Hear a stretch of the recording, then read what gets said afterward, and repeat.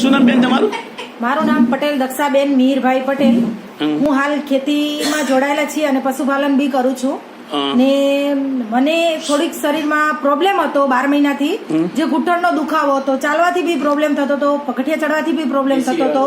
અને બીજું કે દવા બી કરાવી, અમે ખાસી દવા કરાવી 3000 ઉપરની, પટ્ટો બી બેલ્ટ બાંધતી હતી, પણ એનાથી કશું જ મને ફરક નતો પડ્યો. પણ જે આ ગોળી છે રેનાટોસ, નહીં આના પહેલા બેન કોઈ દવા કરાવી હતી?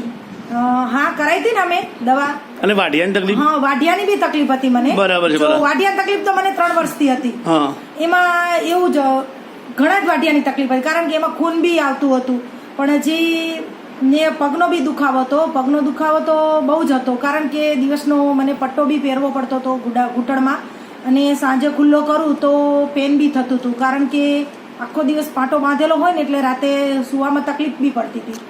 ને તો હા અત્યારે કેવું છે બેન? અત્યારે એકદમ બેસ્ટ. કયા કારણે થયું તમને? મને આ જે ગોળી લીધી આપણે, કઈ ગોળી?